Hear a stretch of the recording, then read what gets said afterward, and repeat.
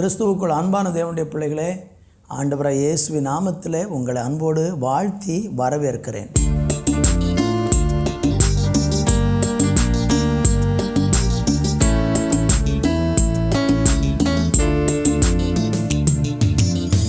என் வாழ்விலே நீர் பாராட்டின தயவுக்கெல்லாம் நான் பாத்திரனல்ல.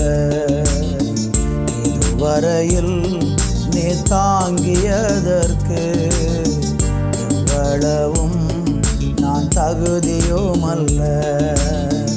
என் வாழ்விலே நீர் பாராட்டின தயவுக்கெல்லாம் நான் பாத்திரனல்ல. இதுவரையில் நீ தாங்கியதற்கு எவ்வளவும் நான் தகுதியுமல்ல.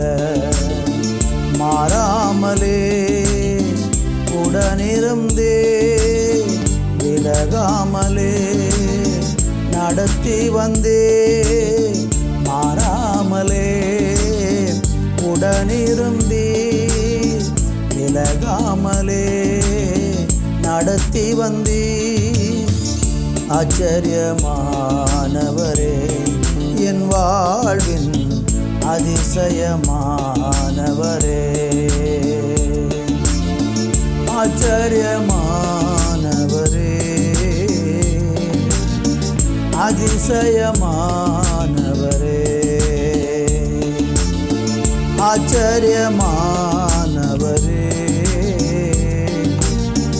அதிசயமானவரே. எதிர்பார்க்கும் முடிவுகளை என் வாழ்வில் அளிப்பவரே. எதிர்பார்க்கும் முடிவுகளை என் வாழ்வில் அளிப்பவரே. வழியறியா அலைந்த என்னை கண்டீரே உம் கண்களால். வழியறியா அலைந்த என்னை கண்டீரே உம் கண்களால். ஆச்சரியமானவரே, என் வாழ்வின் அதிசயமானவரே. ஆச்சரியமானவரே, அதிசயமானவரே. ஆச்சரியமானவரே, அதிசயமானவரே. என் வாழ்விலே நீர் பாராட்டின தயவுக்கெல்லாம் நான் பாத்திரனல்ல. இதுவரையில் நீ தாங்கினதற்கு எவ்வளவும் நான் தகுதியுமல்ல. மாறாமலே உடனிருந்தே விலகாமலே நடத்தி வந்தே. ஆச்சரியமானவரே, என் வாழ்வின் அதிசயமானவரே. ஆச்சரியமானவரே, என் வாழ்வின் அதிசயமானவரே. ஆச்சரியமானவரே, அதிசயமானவரே. ஆச்சரியமானவரே, அதிசயமானவரே. நீர் ஆச்சரியமான தெய்வம். நீர் அதிசயமானவைகளை எங்கள் வாழ்க்கையில் செய்கிறீர் அப்பா. ஆண்டவரே, உம்முடைய அற்புதங்கள் இன்றைக்கும் குறையவில்லை. உங்கள் வல்லமை இன்றைக்கும் குறையவில்லை. நீர் இன்றைக்கும் ஜீவனோடு இருக்கிறீர் அப்பா. உன்னை அதிசயங்களை காணப்பண்ணுவேன் என்று சொன்ன தெய்வம் இந்த நாட்களை எங்கள் வாழ்க்கையில் அப்படி செய்ய போகிறதற்காக நன்றி. இயேசுவின் நாமத்தில் பிதாவே, ஆமேன், ஆமேன். அருமையான தேவனுடைய பிள்ளைகளே, இந்த நாளிலே நம்ம தியானிப்பதற்காக மத்தேயு எழுதின சுவிசேஷம் 21ஆம் அதிகாரம் 42வது வசனத்தை நம்ம தியானிக்க போகிறோம். இயேசு அவர்களை நோக்கி, வீடு கட்டுகிறவர்கள் ஆகாததென்று தள்ளின கல்லே மூலைக்கு தலைக்கல்லாயிற்று, அது கர்த்தராலே ஆயிற்று, அது நம்முடைய கண்களுக்கு ஆச்சரியமாக இருக்கிறது என்று வேதத்தில் ஒரு காலம் வாசிக்கவில்லையா? அருமையான தேவனுடைய பிள்ளைகளை, வாசித்த இந்த வேத வசனத்தில் ஆண்டவராகிய இயேசு கிறிஸ்து சீசர்களிடத்தில் ஒரு உபமையை சொல்லுகிறதை பார்க்கிறோம். ஒரு எஜமானன் இருந்தார். அந்த எஜமானன் என்ன செய்தார் என்றால், ஒரு திராட்சை தோட்டத்தை உண்டாக்கி அந்த திராட்சை தோட்டத்துக்கு சுற்றிலுமாக வேலி அடைத்து அதில் ஆலையை நாட்டி கோபுரங்களை கட்டி அந்த தோட்டக்காரருக்கு அதை குத்தகையாக விட்டு புறதேசத்துக்கு போனார் என்கிற ஒரு காரியத்தை இங்கே நம்ம பார்க்க முடிகிறது. அப்பொழுது அவர் என்ன செய்கிறார் என்றால், புறதேசத்துக்கு போய்விட்டு அதனுடைய கனி கிடைக்கக்கூடிய காலம் வந்த உடனே அந்த தோட்டக்காரர் அந்த எஜமானன் திரும்பி வருகிறார். தோட்டக்கார இடத்துல வந்து தன்னுடைய வேலைக்காரர்களை அனுப்பி அவர் சொல்கிறாரு, இந்த தோட்டத்தில் உள்ள கனிகளெல்லாம் எங்களுக்கு கொண்டு வாங்க என்று சொல்லி வேலைக்காரர்களை அனுப்பின உடனே இந்த வேலைக்காரர்களை அந்த தோட்டக்காரன் என்ன செய்தான், அடித்து உதைத்து அவனை அனுப்பி கல்லெறிந்து அவனை கொன்று விட்டார்கள். மாத்திரமல்ல, அந்த எஜமானன் மறுபடியும் சில ஆட்களை அங்கே அனுப்புகிறார். அவர்களையும் அப்படியே செய்து அனுப்பிவிட்டார்கள். கடைசியாக அந்த எஜமானன் யோசிக்கிறார், என்னுடைய குமாரனை, ஒரே ஒரு குமாரன் அவனுக்கு இருந்தார், அந்த குமாரனை அனுப்பினால் அந்த குமாரனுக்காகிலும் அஞ்சுவார்கள் என்று எண்ணி தன்னுடைய குமாரனை அனுப்பின போது அவங்க என்ன செய்கிறாங்க, அந்த குமாரனை பார்த்து விட்டு, இவன் தான் சுதந்திரவாளி, இவனை நம்ம கொண்டு சுதந்திரத்தை கட்டிக்கொள்வோம் வாருங்கள் என்று ஒருவர் சொல்லிக்கொண்டு அவனை பிடித்து திராட்சை தோட்டத்துக்கு புறம்பே தள்ளினார்கள் என்று நம்ம பார்க்க முடிகிறது. அருமையானவர்களே, இதன் மூலமாகத்தான் ஆண்டவர் இந்த வசனத்தை இந்த காரியத்தை ஆண்டவர் அவங்களுக்கு சொல்கிறார். இப்படி ஒரு சம்பவத்தை அல்லது ஒரு உபமையை அவங்களுக்கு சொல்கிறார்.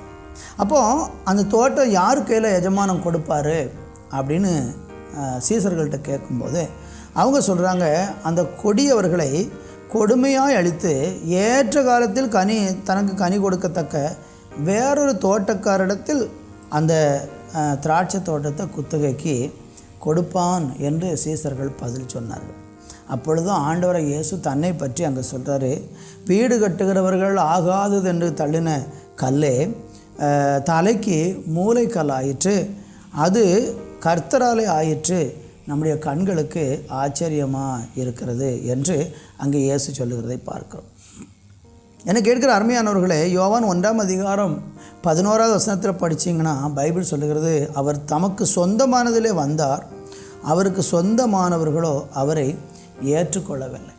இது என்ன, இதனுடைய விளக்கம் என்னவென்றால், யூதர்கள் இயேசுவை ஏற்றுக்கொள்ளவில்லை. இயேசு யூத ஜனத்தின் நடுவில் ஒரு யூத இனத்தில் அவர் வந்து பிறந்து ஆபிரகாமுக்கு வாக்குத்தத்தம் பண்ணினபடி அந்த தாவீதின் குமாரனாக ஆபிரகாமின் சந்ததியாக இயேசு கிறிஸ்து இந்த பூமியிலே அந்த யூத வம்சத்தில் வந்து பிறந்தார்.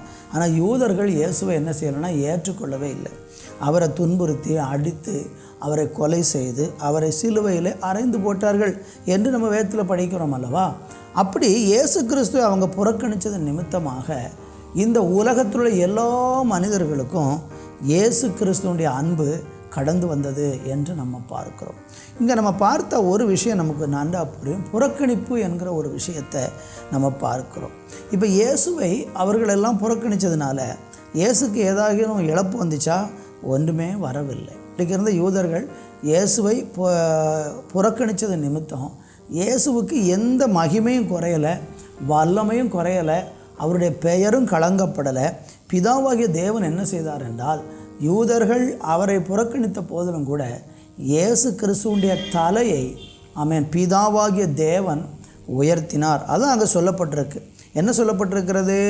வீடு கட்டுகிறவர்கள் ஆகாதனுக்கு தள்ளின கல் எதா மாறிட்டுனா மூளைக்கு தலைக்கல் ஆயிற்று என்று நம்ம பார்க்கிறோம்.